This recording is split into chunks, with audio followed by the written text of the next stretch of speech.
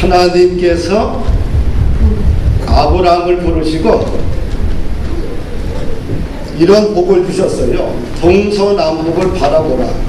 내가 너와 네 자손에게 주겠다. 그리고 아브라함에게 바닷가의 모래처럼 하늘의 별처럼 네 자손을 번성케 하겠다. 땅에 대한 약속, 국토에 대한 약속, 국민에 대한 약속을 주셨죠. 그런데 그 땅을 얻는 과정까지 세월이 참 많이 흘러요. 그리고 자식 하나 없던 그 아브라함에게 하늘의 별처럼 바닷가의 모래처럼 자식을 주시겠다고 했는데 아브라함이 난 자식이 하나야. 그렇죠? 이삭이 난 자식이 둘이요. 그리고 그 족장이 야곱에게 나는 야곱이 12명을 낳았어요. 그래서 이 야곱의 12의 아들 중에 요셉을 노예로 팔려가요. 노예로 팔려가서 총리가 됩니다. 그리고 애굽으로 야곱의 가족이 이주를 했는데 66명이 이주를 했고요. 또 애굽에 있던 요셉에까지 해서 70명이고요. 그리고 430년 동안 애굽에 머물면서 이스라엘 사람들이 출애굽할 때 인구가 60만 3,550명으로 늘어나요. 70명이요. 뭐 이거 얼마 되겠냐라는 생각이 되겠지만, 근데 거기에 숫자에 보게 되면 레위 지파는 빠져요. 거기는 하나님의 성전에 봉사해야 되기 때문에. 그리고 노약자들이 빠져요. 어린아이들 빠지고 여자들 다 빠지고 20세 이상 전투 능력이 있는 사람만 계산해 봤더니 몇 명이에요? 60만 3,550명. 최소한 4식구, 5식구만 해도 300만 명이야. 그쵸? 근데 이스라엘 백성들은 뭘 잘라요? 회를 잘라. 우리 어머님도 혼자서 10명을 낳았어. 아니, 9명을 낳았어. 9명을 낳았어. 그냥 줄기차게 2년에 한 번씩 그냥 딱 눈 뜨고 나면 또 나와 있어. 동생이래. 눈 뜨고 나면 동생, 눈 뜨고 나면 동생. 그래, 그 새벽마다 이 어린애가, 그 산골짜기를 내려가서 산파를 데리러 갔어요. 산파라고 누가 있어요, 그 동네? 할머니 모셔오는 거야. 애 받으라고. 그리고 조금 있으면 애가 나와 있어. 근데 이스라엘 민족도 430년 만에 전투 능력만 있는 사람이 60만 명이 넘고 5명만 잡아도 한 가정에 뭐예요? 300만 명. 그래서 최하 약 300만 명이 이상이 된 거예요.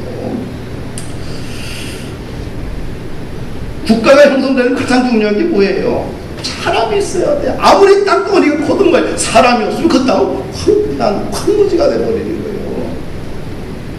국가가 존립하기 위해서는 먼저 국민이, 백성이 있어야 돼요. 그 다음에 땅이 있어야 되잖아요. 애굽 라암셋에서 기럇까지 15일이면 올 수 있는 거리인데 이 약속의 땅까지 오는데 15일이면 되는데 불순종으로 말미암아서 이스라엘 민족은 40년간 광야에서 혹독한 훈련을 받습니다. 그리고 모든 출애굽 1세들이 다 죽어요.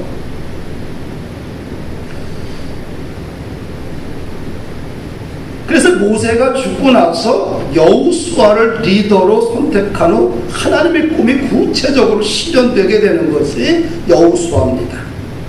첫 번째 낭만이 요단강이 있죠. 요단강을 건너면 약속의 땅입니다.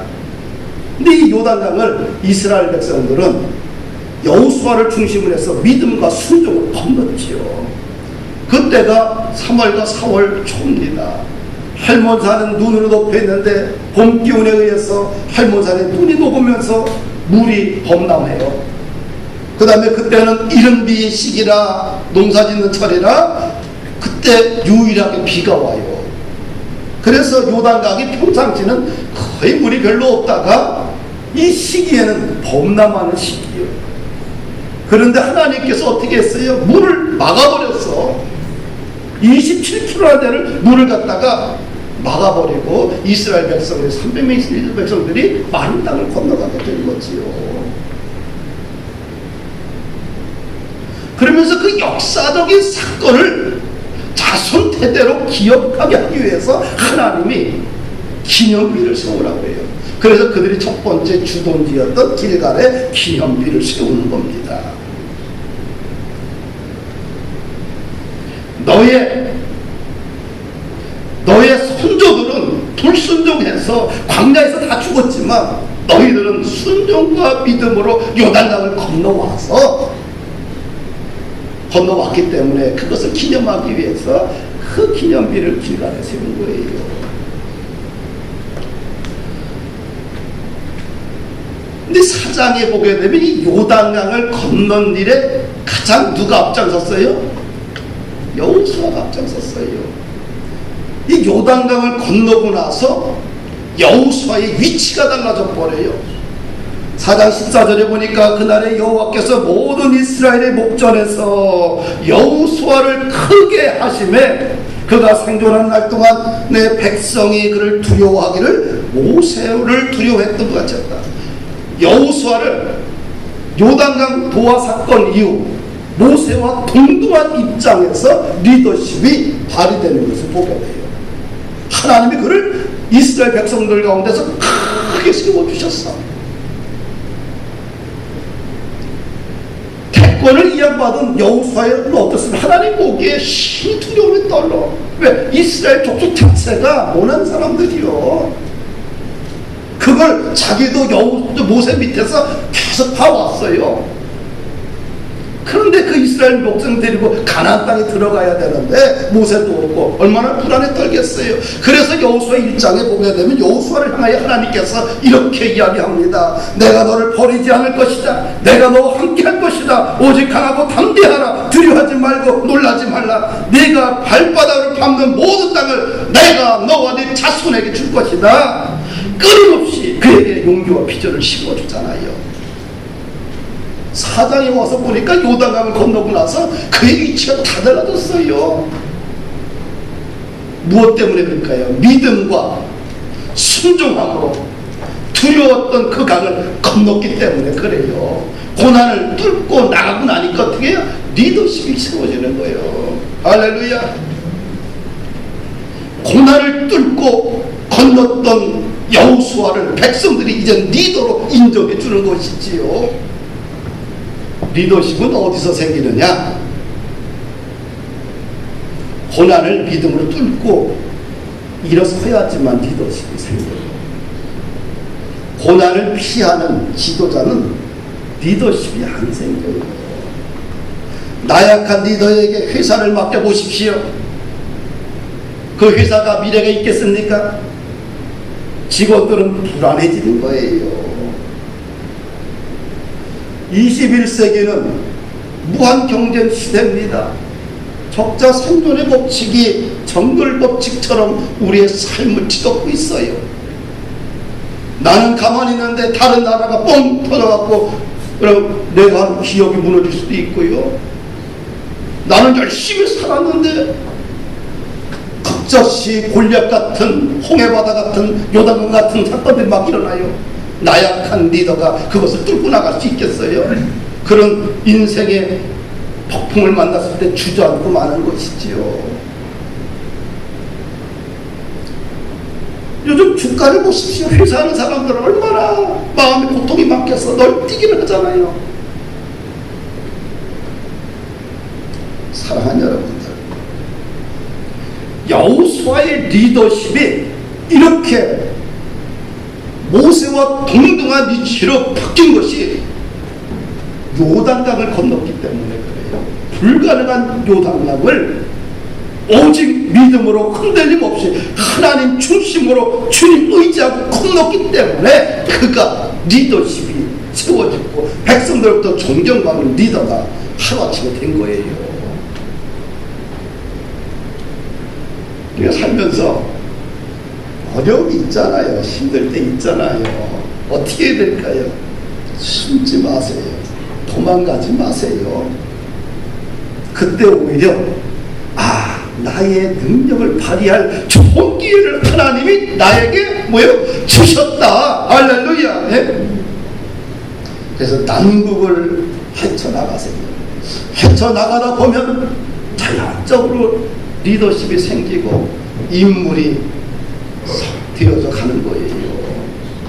할렐루야. 믿음이란 현실을 도피하는 것이 아니라 적극적으로 현실에서 믿음을 증명하며 살아갈 때 복음의 능력이 세워진다는 사실입니다. 우리 범푸른 위에 사랑하는 성도 여러분들, 위기 앞에서 도망가지 마십시다. 할렐루야. 가정에서든 교회에서든 일터에서든 여러분이 맡고 있는 모든 삶의 환경 속에서 뒤로 물러나는 순간 소금 기둥이 돼버리고 패배자가 돼버리고 인생을 우울하게 살아갈 수밖에 없어요. 할렐루야. 우리는 뭐예요? 전진만 있는 거예요. 전진만. 그 100살 이상 사는데 전진하면 살아야지. 어떻게 바뀔지 어떻게 알아요, 인생이. 그래서 나는 내 인생의 2막을 기대하고 있습니다. 1막은 목회자로서의 인생의 1막을 끝내고 나면 그래도 50년이 남았는데 어떻게 그 50년을 인생을 만들 것인가, 믿음으로 주님과 함께. 거기에 대한 생각이 참 많은 사람이에요. 그래서 할 일이 참 많아요. 이 3장 4장을 거치면서 오늘 5장 1절 말씀을 읽었어요. 5장 1절 말씀은 3장과 4장에 대한 결론 부분이에요. 이런 요단강을 하나님께서 막으셔서 300만이 넘는 이스라엘 백성들이 많은 땅을 건너갔어요. 그리고 가나안 땅에 도착했고, 가나안 7 족속 눈앞에 엄청난 이스라엘 백성들이 거기서 진을 치고 있는 거예요. 그들이 느끼는 그 감정, 마음의 고통이 1절 나와 있어요. 한번 다시 읽어보십시다. 시작.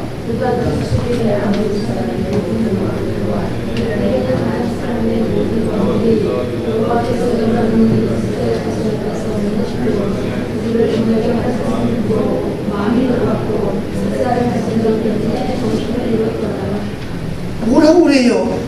이스라엘 자손들 앞에서 요단강물을 여호와께서 말리시고 건너게 하셨으므로 우리들이 어떻게 그 소식을 듣고 마음이 녹았고 이스라엘 자손들 때문에 정신을 잃었더라. 이것이 그 당시 왕들과 가나안 땅에 있는 사람들의 반응입니다. 마음이 녹았다는 말은 히브리어로 마사스입니다. 공포로 인해 약해졌다, 후퇴해졌다. 다른 말로 그들의 마음이 이스라엘 백성들로 인하여서 후퇴해졌다. 절망 속에 갇혀있는 심리적인 상태를 이야기하잖아요. 정신을 잃었다는 것은 문자적인 의미는 호흡이 멈추었다, 호흡을 빼앗겼다. 얼마나 놀랐는지, 마음이 얼마나 두려움으로 가득 찼는지 호흡을 멈출 정도로 두려움에 빠져있는 가나안 백성들과 왕들의 상태가 기록되어 있어요. 아모리 족속 사람들의 특징이 뭡니까? 그 산간지역에 사는 사람들입니다.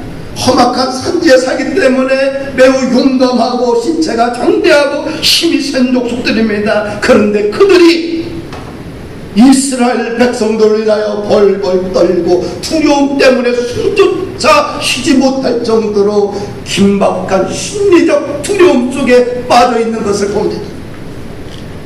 거꾸로 앞으로 한번 38년 전 앞으로 돌아가 보십시다.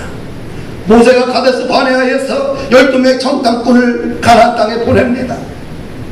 40일간 그들이 가나안 땅을 정탐하고 와서 12명이 보냈는데 10명이 한마음으로 보고를 합니다.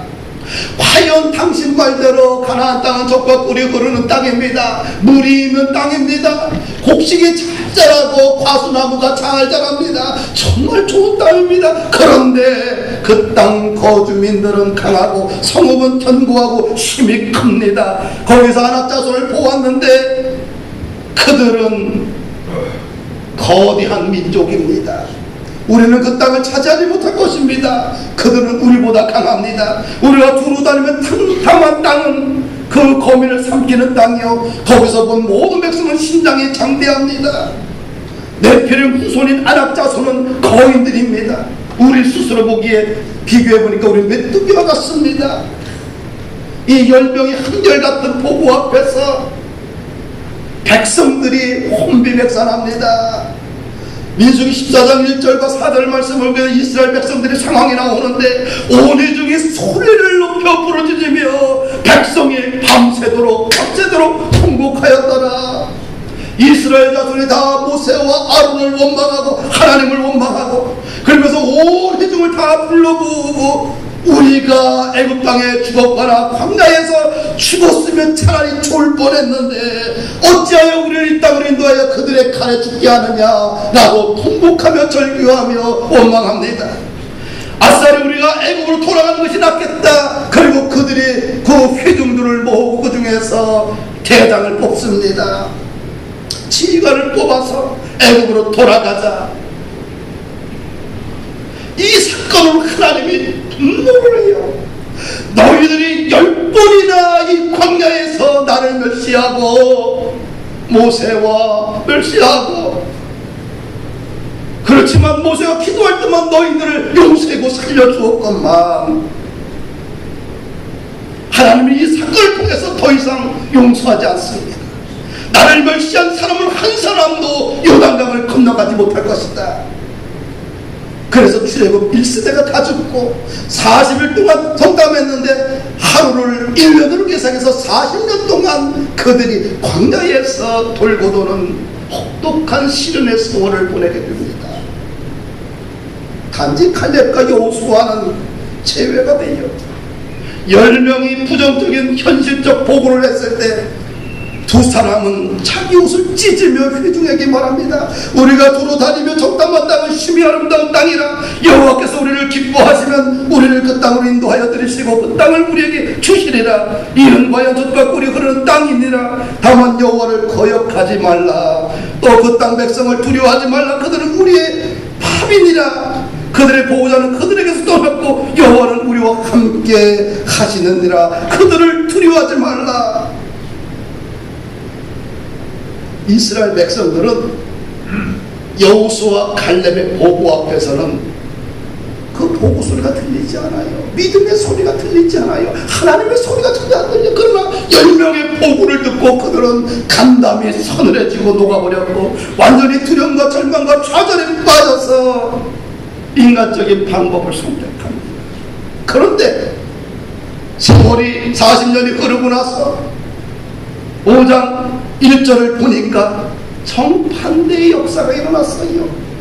가나안에 살고 있던 원주민들과 모든 왕들이 간담이 녹았고 정신을 잃었다는 것입니다. 이들이 왜 두려움에 빠졌을까요?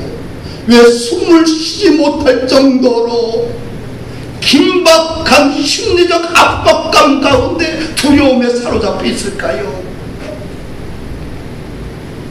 이스라엘 백성들이 두려운 게 아니라 이스라엘 백성들을 인도하시는 여호와 하나님이 두려우기 때문이에요. 방법이 없기 때문입니다. 사랑하는 여러분,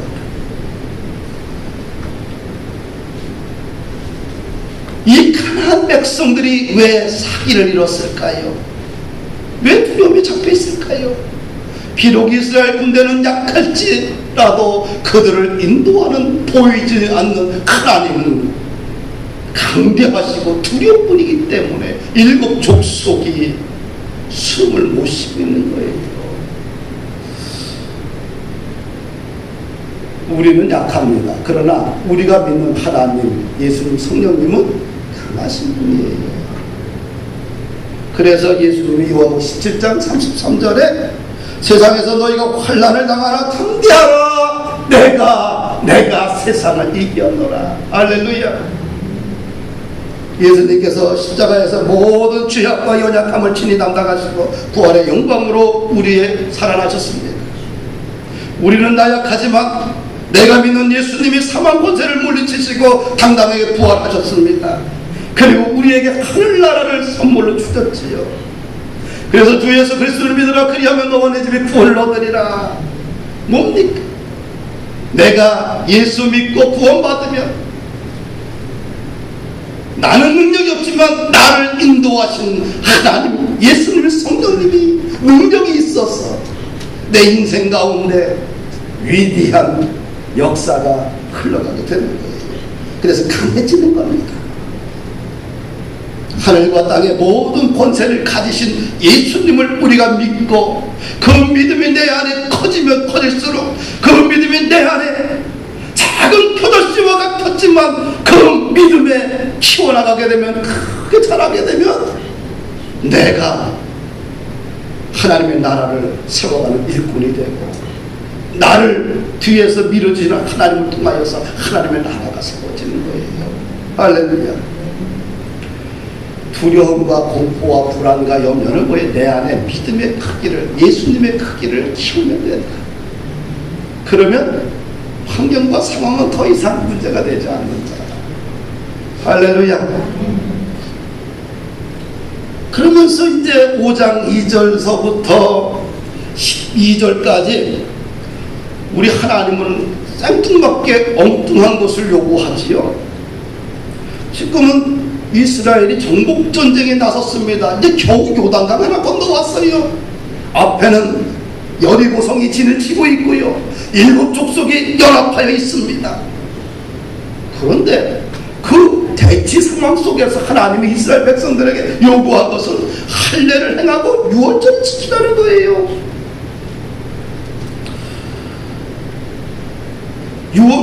요단강을 건너기 전에 정결의식도 했고 요단강을 건너고 나서 기념비도 세웠는데 또 하나 요구를 해요. 할례를 행하라. 그런데 2절 보니까 하나님의 요구 앞에 3절 보니까 여호수아가 그대로 90도를 만들어서 그대로 행하는 것을 보게 돼요. 전쟁을 앞에 두고 모든 이스라엘 백성들에게 할례를 하라고 해요. 남자들에게요. 이 할례를 행하게 되면 어떻게 돼요? 며칠간 움직일 수가 없어요. 요즘은 남자아이들이 태어나면 병원에서 태어나자마자 대부분 다 해줘요. 옛날에는 어제 군대 가서 하거나, 그쵸? 뭐 그랬어요. 근데 이게 참 고통스러워요.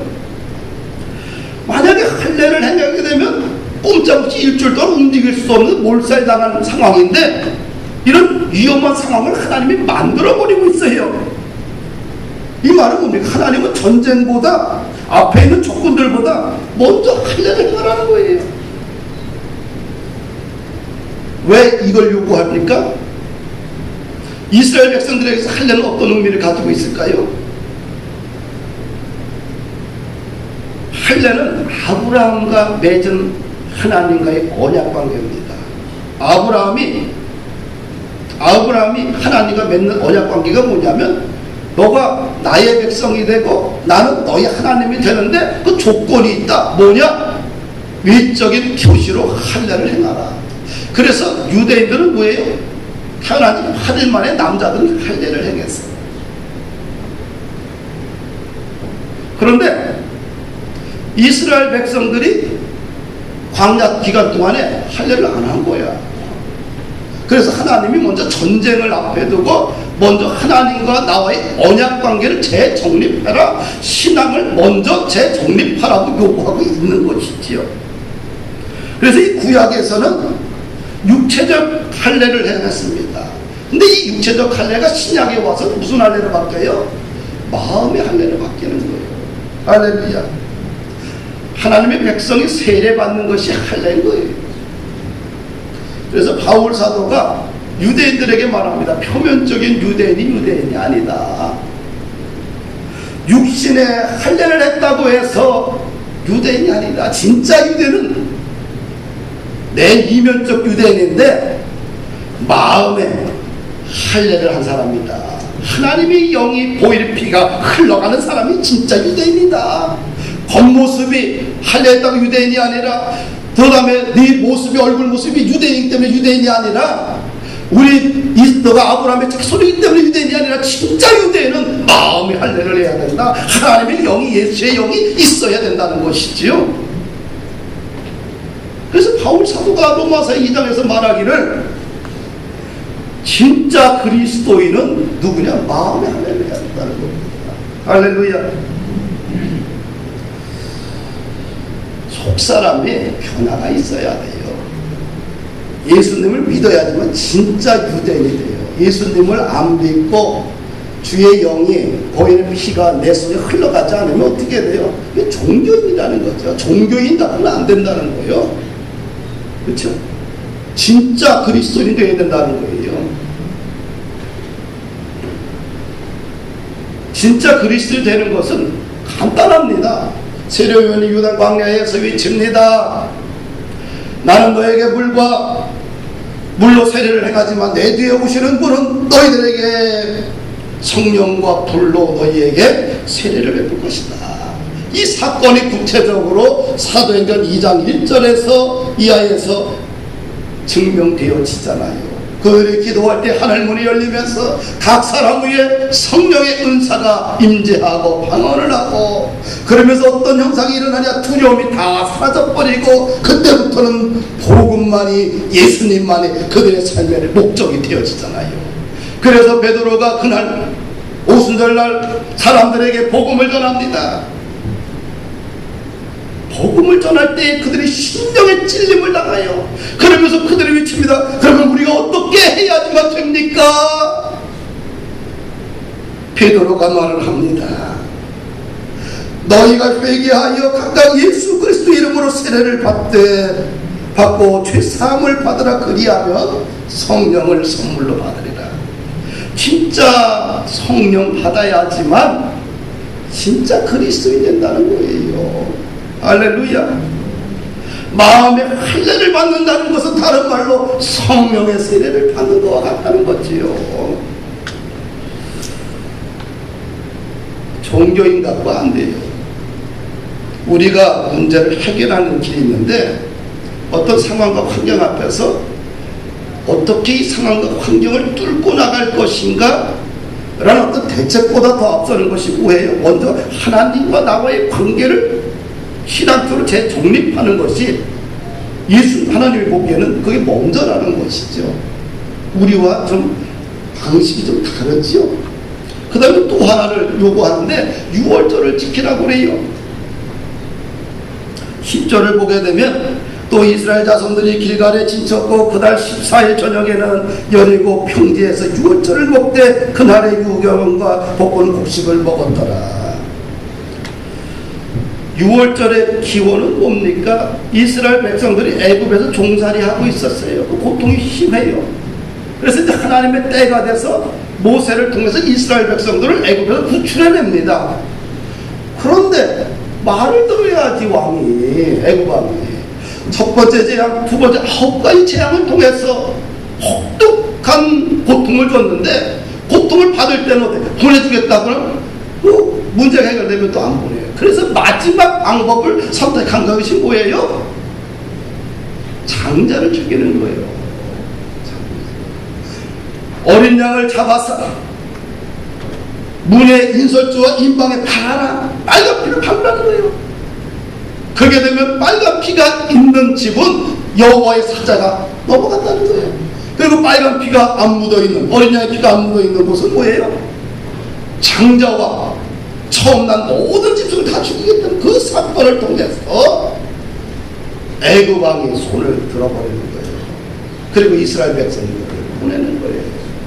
그래서 애굽이 하나님의 능력 앞에 거의 망하게 되었다라고 출애굽기에 써 있어요.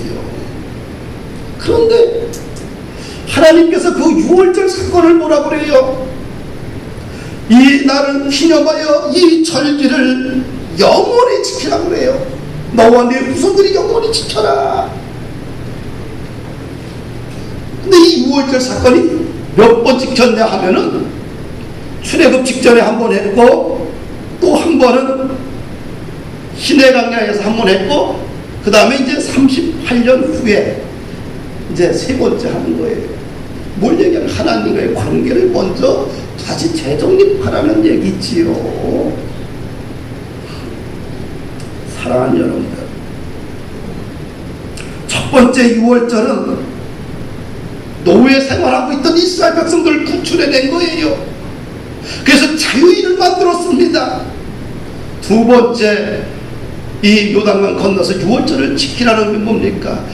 광야의 40년의 혹독한 세월을, 자기 땅 하나 없이 광야를 돌고 돌았던 집시로 같은 인생들이 이제는 가나안 땅에 들어온 거예요. 자기 땅이 생긴 거예요. 할렐루야. 사랑하는 여러분들,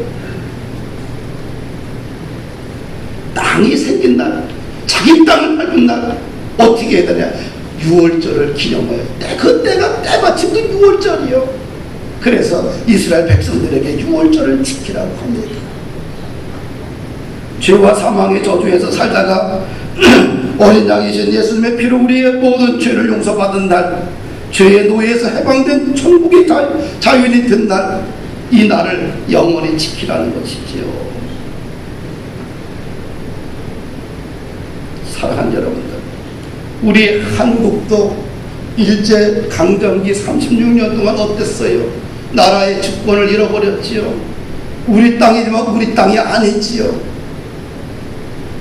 언어를 빼앗겼지요. 그래서 창씨개명을 하고 자유를 억압받고 인권을 박탈당하고 재산을 몰수당하고 이렇게 36년 치욕을 당했습니다. 그런데 우리 힘으로 해방을 맞이한 건 아니지만 1945년 8월 15일 일본 히로시마에 원자폭탄이 떨어지면서 자동적으로 일본이 세계 2차 대전을 해방하면서 우리가 부수적으로 우리는 해방을 맞았어요.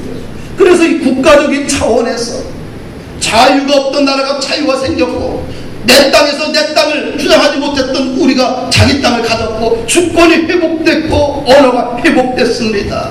인권이 회복됐습니다. 그래서 그날을 영원히 기념하자 국회에서 제정을 해서 8월 15일을 어떻게 지켜요? 빨간 날로 딱 써서 그날 일하는 사람들은 어떻게 돼요? 만약에 회사에서 그날 일 시킨다 어떻게 돼요? 난리 나는 거예요. 왜? 국가가 정한 날인데, 엄청난 날인데. 그래서 그날을 공휴일을 정하고 그날을 영원토록 기념하는 거예요. 똑같이 6월절은 그들에게 그런 날들이 아니겠습니까? 사랑하는 여러분들, 우리가 일생을 살면서 국가적으로 이렇게 중요한 날도 기념을 하는데, 우리가 예수 믿고 구원받고 주님의 피로 하나님의 자녀가 된 그 확증받은 날을 일생 동안 기념하고 산다는 건 축복이에요. 할렐루야.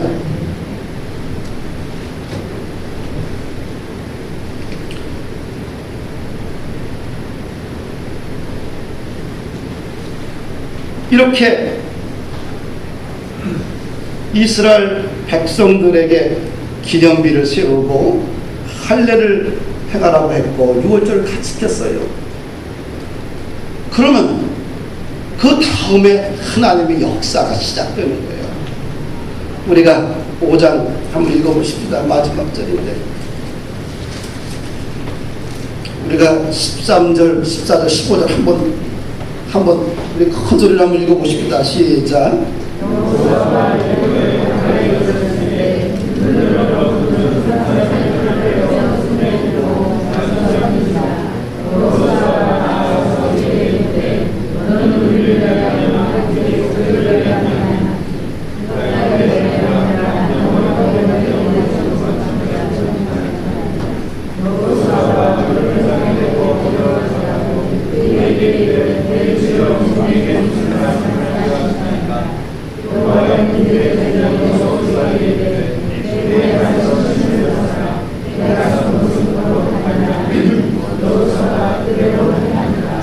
하나님과의 관계 정립이 끝나고 나니까 누가 나타났어요?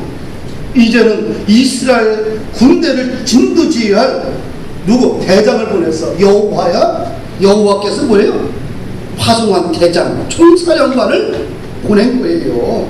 할렐루야. 이스라엘 군대를 지휘할 여호와의 군대 대장을 보냈다는 거예요. 뭐 하나님과의 관계 정립이 끝나고 나니까 누굴 보냈어요? 우리 이렇게 생각할 거예요. 하나님, 이 전쟁 우리는 안 됩니다. 우리에게 당신의 능력을 먼저 보여주십시오. 그럼 이거 하겠습니다. 판단하고 하는 것이 인간의 논리고 인간의 요구사항이고 타협이고 거래인데, 거꾸로 하나님은 이런 위기 상황을 만들어 놓고 관계 정립이 끝나고 나니까 여호와의 군대 대장을 보낸 거예요. 그래서 구약의 싸움은, 이스라엘의 영토 싸움은, 가나안 군사 싸움은 너희 이스라엘 백성들의 싸움이 아니라 여호와의 전쟁이더라, 이렇게 역사가는 끊임없이 기록하고 있는 거예요. 거꾸로 이야기해서 오늘 하나님의 자녀들의 싸움은 나와 다른 사람 어떤 존재와의 싸움이 아니라 나의 싸움은 곧 하나님과의 싸움, 하나님의 싸움이고, 나의 모든 전투는 영적인 전투는 하나님의 전쟁이라고 믿고 사십시오. 그러면 두려울 것이 있어요, 없어요? 없어요. 할렐루야. 그러면서 승리하는 한 주가 되기를 주의 이름으로 축복합니다.